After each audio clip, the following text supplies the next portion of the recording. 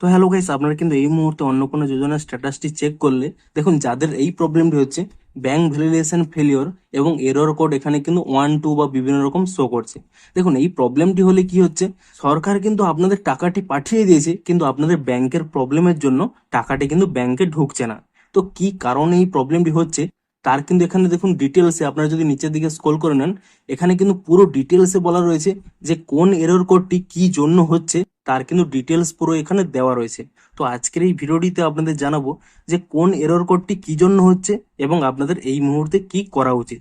তার জন্য কিন্তু পুরো ভিডিওটি অবশ্যই দেখতে থাকুন। তো সিম্পলি দেখুন আপনারা কি করবেন, আপনারা যখন এখানে স্ট্যাটাসটি চেক করবেন, আগে আগে শুধুমাত্র এখানে এরর কোডটি শো করছিল, কিন্তু এখন যদি আপনারা এখানে নিচের দিকে স্ক্রল করে নেন তাহলে দেখবেন সমস্ত এরর কোডের কি মিনিং রয়েছে তা কিন্তু এখানে দেওয়া রয়েছে।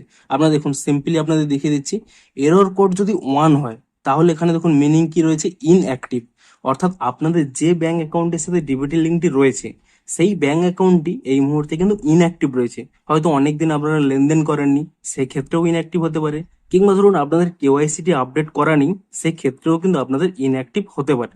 তো এক্ষেত্রে আপনারা কি করবেন, আপনারা কিন্তু ব্যাংকে যান, ব্যাংকে গিয়ে কেওয়াইসি আপডেট করুন, কিংবা অনেকদিন যদি কোনো লেনদেন না করে থাকেন আপনারা কিন্তু লেনদেন করুন, তাহলেই দেখবেন আপনাদের কিন্তু এটি ঠিক হয়ে যাবে। এবং দেখুন এরর কোড যদি 2 শো করে, নট অ্যাভেলেবল ইন ডিবি, অর্থাৎ আপনাদের ব্যাংকের সাথে কিন্তু ডিবিটি লিঙ্ক নেই। আপনারা তার জন্য কি করবেন, এনপিসি এর ওয়েবসাইটে গিয়ে আপনারা অনলাইনেই ডিবিটি লিঙ্ক করতে পারেন, কিংবা ব্যাংকে গিয়েও আপনারা কিন্তু ডিবিটি লিঙ্কটি করতে পারেন। সেটি করে নেবেন, তাহলে কিন্তু আপনাদের এটি সলভ হয়ে যাবে। আর কি কোড রয়েছে, এরর কোড 20। এটি কেন হয়, invalid response code from UIDAI, অর্থাৎ আপনাদের হয়তো টাকাটি সেন্ড করেছে কিন্তু এখানে আপনাদের আধার থেকে ইনভ্যালিড রেসপন্স গেছে, সেই কারণেই কিন্তু এখানে এই প্রবলেমটি হচ্ছে। এটি মূলত আপনাদের কিছু করতে হবে না, এটি কিন্তু অটোমেটিক্যালি ঠিক হয়ে যাবে। তারপর এরর কোড 3-তে কি রয়েছে, নট ভ্যালিড আধার নম্বর, অর্থাৎ আপনাদের যে আধার নম্বরটি দেওয়া রয়েছে তা কিন্তু ভ্যালিড নয়। এরর কোড 4-এ কি আছে, ক্যান্সেলড বাই ইউআইডিএআই, অর্থাৎ আপনাদের টাকাটি পাঠানো হয়েছে কিন্তু আপনাদের আধার থেকে তা কিন্তু ক্যান্সেল করে দেওয়া হয়েছে, সেক্ষেত্রেই এররটি হয়। Error code FA, Aadhaar deactivated due to decrease status, অর্থাৎ কোনো ব্যক্তি হয়তো মারা গেছে তাই জন্য তার আধারটি ডিঅ্যাক্টিভেট হয়ে গেছে, সেক্ষেত্রে হলে এরকম এরর শো করে। তারপরে কি রয়েছে, error code KT, Aadhaar locked by Aadhaar number holder for all authentication, অর্থাৎ আপনারা হয়তো আধার অ্যাপে বা আধারের কোনো ওয়েবসাইট থেকে আপনারা হয়তো আপনাদের আধারটি লক করে রেখেছেন, সেই ক্ষেত্রে কিন্তু আপনাদের এখানে এই আধার কেটি প্রবলেমটি হয়ে থাকে। তারপর আর কি রয়েছে, U1, U1টা কি রয়েছে, PI basic attributes of demographic data did not match, অর্থাৎ আপনাদের আধারে হয়তো কোনো কিছু মিসম্যাচ রয়েছে, কোনো নাম বা কোনো কিছু, সেই ক্ষেত্রে কিন্তু এরর কোড U1 হয়।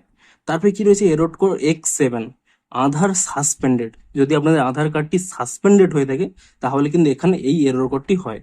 আর কি রয়েছে, X8, ইনভ্যালিড আধার নাম্বার হলে X8 এরর কোড। X9, আধার ক্যান্সেলড, হয়তো আপনাদের আধারটি ক্যান্সেল হয়ে গেছে আধার নাম্বারটি, তাই জন্যই কিন্তু এখানে এই এরর কোডটি হয়ে থাকে। এবারে দেখুন আমার কিন্তু দেখুন এখানে স্পষ্টই লেখা রয়েছে যে ব্যক্তির এই প্রবলেমটি হচ্ছে, তার নাম দেওয়া রয়েছে your bank response is not available in DB, অর্থাৎ এখানে এরর কোড 2, এবং তার স্ট্যাটাসেও দেখুন এখানে কিন্তু স্পষ্ট লেখা রয়েছে এরর কোড 2 বলে। তো বেশিরভাগ ক্ষেত্রে কি হচ্ছে, আপনাদের কিন্তু এই নিচের কোডগুলো কিন্তু বেশিরভাগ ক্ষেত্রে হচ্ছে না, শুধুমাত্র এখানে এরর কোড 1 এবং 2 এই দুটিই কিন্তু বেশি প্রবলেম হচ্ছে।